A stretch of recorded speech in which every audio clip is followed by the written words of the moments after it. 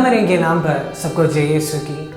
भगवान सब जगह नहीं हो सकता, इसलिए उसने माँ बनाया है। माँ मरी में मेरे प्यारे मित्रों, जब हम खाना के विवाह अवसर पर हमारे नजर दौड़ाते हैं, हम देखते हैं कि माँ मरियम शादी घर पर कुछ दिन पहले ही आती है ना। हमारे घर में कुछ शादी या किसी कार्यक्रम के समय में हम कुछ लोगों को कुछ दिन पहले ही बुलाते हैं, क्योंकि हम सोचते हैं कि उनके द्वारा हमको कुछ ना कुछ मदद मिल जाएगी, यानी किसी सेवा। इसलिए हम कुछ लोगों को कुछ दिन पहले ही बुलाते हैं और जिससे हमारा आनंद और की बढ़ जाता है। जब हम आगे देखते हैं, माँ मरियम उनके सेवा के लिए आती है और जब वहाँ पर अंगूर का रस खत्म होने पर प्रभु यीशु के पास उस परिवार के लिए माँ मरियम मदद के लिए सिफारिश करती है और उस परिवार को बेइज्जती होने से बचाती है। अगर हम इस परिवार के जैसे हमारी जिंदगी में आने की निमंत्रण माँ मरिया को देंगे तो माँ मरिया हमेशा हमारे साथ रहेगी, हमेशा प्रभु यीशु के पास हमारे लिए विनती करेगी। मेरा कहने का मकसद यह है कि अगर माँ हमारे साथ है तो काना की विवाह के अवसर पर होने वाले चमत्कार से भी अधिक चमत्कार हमारी जिंदगी में भी होंगे। इसलिए दोस्तों, हम माँ मरिया को अपनाना है, हमारा आसरा बनाना है ना। यान के जैसे हमारी जिंदगी में भी कुछ ना कुछ अंगूर का रस खत्म हो चुका है। माने कुछ लोगों के दिलों में प्रेम या प्यार खत्म हो चुका है, यानी कुछ लोग अपने दिलों में प्रेम करने के लिए भूल गए हैं कुछ तनाव के कारण। लेकिन दोस्तों, अगर माँ हमारे साथ है तो माँ हमारे इन सभी तनाव को दूर करेगी, हमारी इन सभी कमियों को दूर करेगी जो भी उनको अपनाया है। जब हम इन वचनों की गहराइयों से देखते हैं, हम देख सकते हैं कि माँ मरियम पहली व्यक्ति थी जो अंगूर का रस खत्म होने पर ध्यान दिया। और हम देख सकते हैं कि देखना दोस्तों, परिवार वालों भी अंगूर की तरफ ध्यान नहीं दे रहे थे और माँ मरिया से किसी ने नहीं आकर बोला कि माँ अंगूर के रस खत्म हो गई है, लेकिन माँ उस पर ध्यान दे रहे थे। और हम देख सकते हैं कि माँ प्रभु यीशु के पास इस परिवार के लिए निवेदन किया कि इस समस्या का निपटारा किया जाए।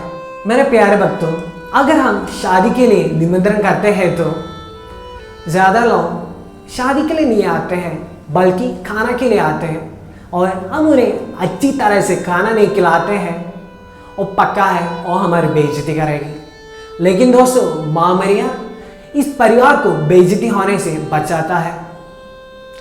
अगर हम किसी समस्या में पड़े रहते हैं, माँ मरिया हमेशा हमारे साथ रहती है। जब हम माँ को अपने दिलों में रखेंगे, माँ को प्यार करेंगे, माँ मरियम हमेशा हमारा साथ देगी। और हम देख सकते हैं कि जब माँ ने प्रभु यीशु से विनती करते ही कि अंगूर बनाने के लिए, उसी समय प्रभु यीशु ने माँ मरियम से बोलता है कि बतरे, इससे मुझको और आपको क्या, मेरा समय अभी तक नहीं आया है।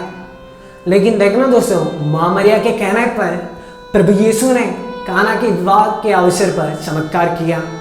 हमारे समाज में बहुत सारे ऐसे लोग होते हैं जो अपने जीवन में चमत्कार नहीं देखते हैं और जो लोग प्रार्थना के लिए चलते हैं उन्हें भी गलत रास्ते पर चलने के प्रेरित करते हैं। मैं आप लोगों से ये एक छोटा सा घटना साझा करना चाहता हूँ जो मेरे जिगरी दोस्त ने मुझे बताया था। कहीं पर एक ऐसा आदमी था जो माँ मरियम और प्रभु परमेश्वर के बारे में बहुत बुरा बातें फैलाता था, साथ साथ माँ मरियम की मूर्ति को तोड़ता था और बोलता था कि इसकी आराधना करना मूर्ति पूजा के समान है। कुछ दिनों के बाद उसको अपना पहला बेटा मिला और बहुत खुश था। कुछ देर के बाद डॉक्टर जी ने उसके पास आकर बोलता कि उसके बेटे को लंग कैंसर है, इसके कारण उसके बेटा ज़्यादा दिन तक जीवित नहीं रह सकता। और यह कहने के बाद डॉक्टर जी ने उसे कहते हैं कि अगर तुम माँ मरिया के द्वारा प्रभु परमेश्वर के पास प्रार्थना करेंगे तो शायद तुम्हारा बेटा बच सकता है। और इसका कारण है कि और डॉक्टर मरियम बख्ता। यह कहने के बाद डॉक्टर जी ने उसे कहता है कि मैं जानता हूं कि तुम प्रभु परमेश्वर और मां मरियम पर विश्वास नहीं करते हो, लेकिन तुम एक बार विश्वास करके देख लो। पहले तो इसने इस सलाह को इनकार किया, लेकिन कुछ देर के बाद अपने बेटे का, अपनी पत्नी का बुरा हाल देखकर उसके पत्थर जैसे दिल मोमबत्ती की तरह पिघल गया और कुछ समय के बाद वो प्रभु परमेश्वर से मादा मरियम के द्वारा प्रार्थना करना शुरू किया। लगभग 3 महीने के बाद डॉक्टर लोग ने उसके बेटे को जांच करने के बाद उसे बोला कि तुम्हारा बेटा बच जाएगा। यह सुनकर वो बहुत खुश हुआ। देखना दोस्तों, उसी समय से वो प्रभु परमेश्वर और मां मरियम से प्रार्थना करना किया करता था।